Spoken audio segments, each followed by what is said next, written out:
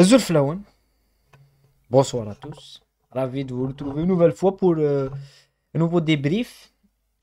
Euh, Chelsea-West Ham, derby de Londres, un match nul, mais la question est, le débrief va tourner autour de Chelsea, autour aussi d'un arbitrage assez scandaleux, hein, il faut le dire, parce que quand tu as la VAR, tu as des caméras et tu as cette erreur d'arbitrage qui coûte 3 points à Chelsea, c'est quand même une décision voilà, c'est scandaleuse et on l'a vu, et c'est pas que en Angleterre, mais c'est relié un peu partout dans le monde. Les médias du monde, ça parle de cette erreur qu'on va voir tout de suite. Mais en tous les cas, Chelsea, rien ne va. Tout est contre Chelsea, hein, que ce soit dans le jeu, que ce soit dans les choix de l'entraîneur.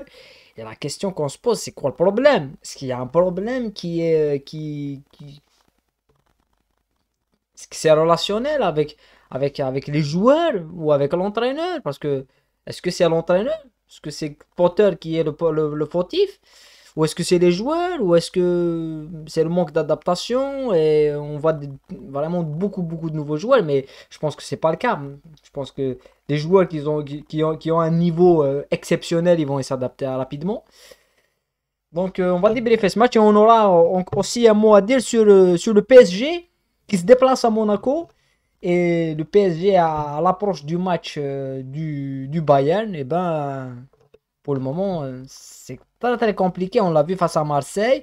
Et on le voit face à Monaco. Ils ont été menés 3-1 à la mi-temps.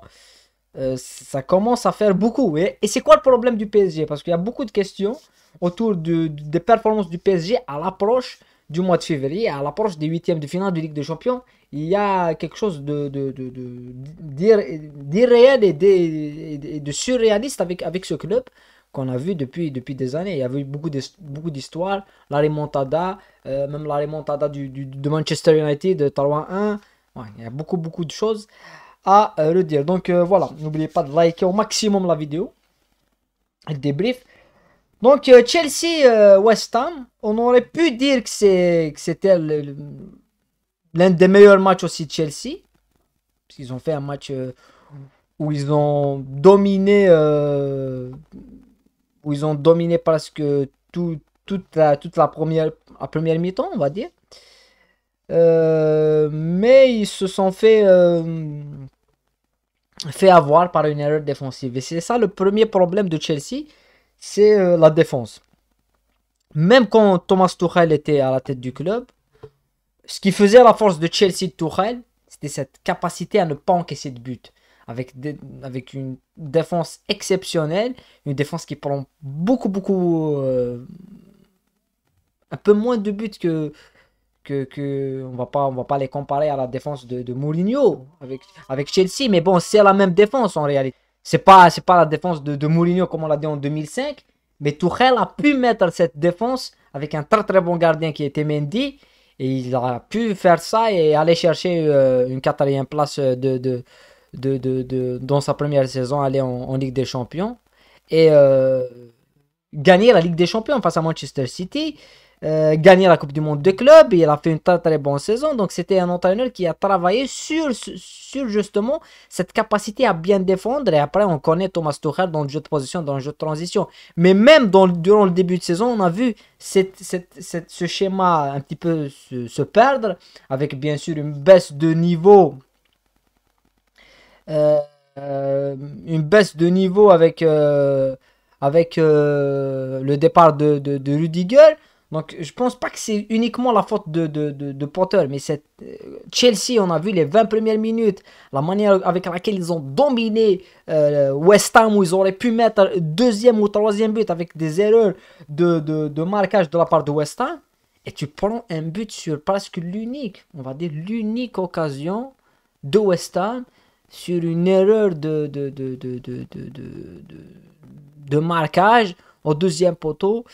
C'est une faiblesse, une fébrilité défensive énorme. Et on l'a vu ça face à Manchester United. On a vu ça face à Brighton, tu prends 3 buts face à Brighton avec des erreurs défensives énormes. Donc, on aimerait bien que l'équipe se comporte très bien en phase offensive, malgré qu'il ne marque pas beaucoup de buts. Mais on voit que des joueurs comme Joao Félix et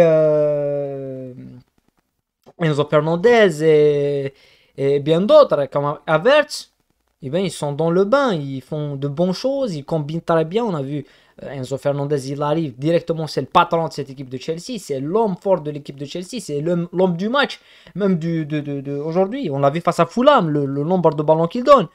Et la finition, il y a un problème de finition à Chelsea. Mais je ne vais pas mettre la pression uniquement sur Potter, parce qu'il lui faut du temps. Mais si Chelsea ne règle pas le problème défensif, ça va. Potter, il va pas durer. Il va pas durer. Mais le match, il a été entaché par une erreur d'arbitrage énorme. 7 erreurs de sous-sec. Il n'y a pas de VAR. Voilà. Je ne sais même pas comment il n'a pas pu voir ça. Hein. La main, elle est énorme. Énorme main de Soucek. Énorme main. À la 88e minute. Donc, c'était dans les derniers instants. Et c'est un penalty, mais valable à 100%.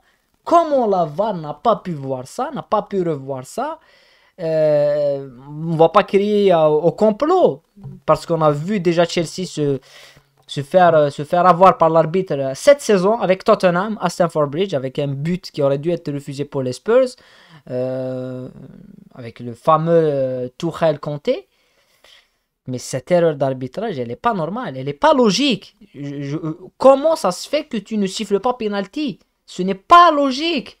Ce n'est pas, on a vu des penalties, des mains qui sont été sifflées parce qu'il a touché à 1 mm le ballon. Là, tu ne siffles pas penalty, c'est pas normal. Il y a un problème quelque part. Dans la VAR, avec les arbitres, problème. Il y a quelque chose qui n'est pas logique. Parce qu'il doit y avoir une explication, l'arbitre doit communiquer, l'arbitre doit parler, l'arbitre doit s'exprimer pour qu'on comprenne comment ça se fait qu'un penalty aussi flagrant, c'est un arrêt du gardien, ça c'est un arrêt, c'est un sauvetage, ne peut pas être sifflé. C'est aussi simple que ça. Et la VAR doit répondre. Parce que si le penalty il est donné, ce qui logiquement doit être fait, par l'arbitre, on aura un penalty Chelsea qui peut être marqué ou raté. Mais si Chelsea le marque, c'est 2-1, c'est une victoire. Et ça change complètement la narration du match. Le débrief du match et l'analyse du match, on va la changer. On va dire que même si Chelsea a eu des difficultés défensives, même si Chelsea a eu des fébrillités, ils ont pu réussir à sortir du trou et à s'imposer dans un stade qui est difficile face à un adversaire. C'est un derby, c'est un voisin, West Ham. Et tu peux construire sur cette victoire. Là, tu peux nourrir du regret et Chelsea n'a pas le temps à nourrir ses regrets. Et voilà. Même s'ils peuvent s'estimer heureux que les autres équipes, même si on a vu Tottenham perdre face à Leicester, on a vu le nul d'Arsenal face à Brentford, une nouvelle fois. Mais Chelsea, voilà, la Ligue des Champions s'éloigne. Voilà, il y a le match de Newcastle. Mais si Manchester United demain gagne, ça va être compliqué pour les Blues de finir dans les 4 premières places et jouer à la Ligue des Champions. Ça va être presque une opération impossible. Et voilà, ça c'est une erreur d'arbitrage énorme, voilà, qui devrait vraiment y être pour quelque chose. Voilà, c'est concernant le PSG et les nouveaux faux pas et cette baisse de régime qui est très très inquiétante pour les Parisiens. Avant, je pense à 3 jours de la réception du Bayern, qui pour le Bayern qui avait pas été bon pendant une longue période, avec un enchaînement de 4 à 5 matchs à la reprise en Coupe du Monde, 4-5 matchs nuls en Bundesliga, qui maintenant commence à retrouver des couleurs avec une victoire aujourd'hui face à Bochum 3-0. Là, le PSG, une défaite face à Lens, une défaite face à Rennes, une défaite face au Marseillais en coupe, des victoires très, très étriquées face à Toulouse, avec face à Montpellier, avec des des performances individuelles. Hein. On n'a pas eu on n'a pas vu le PSG du début de saison qui était un PSG constant. Mais c'était tout à fait logique qu'on n'aurait pas à voir le même PSG. Pourquoi? Parce qu'en début de saison, on a eu trois joueurs qui se tiraient les pattes, même d'autres joueurs comme Ramos, comme au milieu de terrain, Marco Verratti qui s'est blessé. Mais tu as eu des joueurs qui préparaient la Coupe du Monde. Donc ils voulaient aller avec encore plus de puissance et physiquement être prêts à la Coupe du Monde. Et tu as des joueurs qui ont mis cette Coupe du Monde comme objectif. Et c'est le trio d'attaque du PSG avec Messi qui a gagné cette Coupe du Monde, qui est très, très loin de cette Coupe du Monde. Neymar qui a voulu gagner cette Coupe du Monde. Et Mbappé qui est allé en finale, meilleur buteur de la Coupe du Monde. Donc en réalité, c'était tout à fait logique que ces joueurs-là soient motivés pour jouer à la Coupe du Monde. Et qu'après la Coupe du Monde, on verra des joueurs. On savait qu'il y avait un risque que ces joueurs-là soient plus motivés de la même façon pour jouer le championnat, jouer les matchs de Ligue 1. Et c'est ce qu'on voit actuellement. Donc, est-ce que ces joueurs-là, en parlant d'Mbappé, et malheureusement pour le PSG, Mbappé est blessé, et Messi est blessé, il n'a pas joué contre Monaco. Donc, Mbappé ne sera pas contre le Bayern à l'aller. Donc, c'est un autre cas, vraiment, Mbappé. Il faut parler du cas Mbappé, parce que le joueur qui perd la Coupe du Monde mercredi et qui vient s'entraîner le jeudi ou le vendredi, c'est pas normal. C'est pas normal. Il doit y avoir un moment de décompression, un moment de passer d'une compétition à une autre. Et en plus de ça, il y avait vraiment un problème climatique énorme. Parce que tu vas de moins 4 à 30 degrés, c'est pas la même chose. Physiquement, les muscles, c'est pas la même chose. Donc, tu as des joueurs comme Neymar qui sont complètement out. Mais est-ce que, justement, face au Bayern, un grand rendez-vous, Ligue des Champions, et tu auras des joueurs qui sont diminués comme Messi, comme Neymar, est-ce qu'ils peuvent pas se sublimer par cette compétition et se remotiver? Je pense que oui, ils peuvent. Mais est-ce que le problème du PSG, c'est Neymar? C'est ça que le problème, c'est le problème médiatique en France, on le connaît avec le PSG, c'est Neymar. Neymar n'est pas un bon joueur, Neymar doit partir. Ça, c'est un problème de la presse, RMC et tout, on connaît. Le problème du PSG, c'est pas Neymar, c'est pas Mbappé, c'est pas Messi. Certes, il y a un problème d'ego au PSG, mais c'est pas un problème des trois joueurs. C'est un problème collectif. Et je pense, quand on voit le PSG et la qualité de l'effectif du PSG, on l'a dit, face à Marseille, face à l'OM en coupe, il y a des joueurs, tu te demandes comment le PSG les a recrutés. Quand tu parles d'Ekitike, Soler, on a parlé de Chelsea. Chelsea a recruté, certes, ils ont dépensé beaucoup d'argent, mais ils ont recruté des pépites et des top players. Enzo Fernandez, c'est un top player. Mudryk, c'est un top player. Même Joao Félix, c'est un super joueur. Mais PSG qui recrute Soler, ce n'est pas normal. Je pense que le PSG, ils ont un problème avec le recrutement. Et ils n'ont pas de bon. Ils n'ont pas de largesse de bon. Et c'est ça qui leur coûte ça. Quand tu vois des joueurs comme Messi, il faut des joueurs qui comprennent le football. Ou il faut une équipe qui travaille pour Messi. On n'a pas ça au PSG. On n'a pas une équipe qui travaille pour mettre Messi, Mbappé et Neymar peut-être dans les bonnes conditions. On l'a vu en début de saison parce que tous les joueurs étaient au top. Que ce soit défensivement avec un très bon Marquinhos. Marquinhos, il est plus le même joueur. Danilo, c'est plus le même joueur. Même Vitinha qui était très très bon en son entrée, il était très très bon dans la liaison et tout. Il est plus le même joueur. Dans les côtés, t'as plus à part Hakimi qui est un peu plus bon, mais t'as pas Nuno Mendes, c'est un joueur qui manque vraiment de capacité à s'intégrer avec des top players. Donc le problème du PSG, c'est un problème de gestion totale. C'est un problème de recruteur, parce que je pense que recruter Carlos Soler, ce n'est pas logique. Recruter Ekitike, ce n'est pas logique pour un club qui doit dépenser beaucoup d'argent. Ils peuvent aller recruter Fernandez, ils peuvent aller recruter les top players qui sortent de la Coupe du Monde.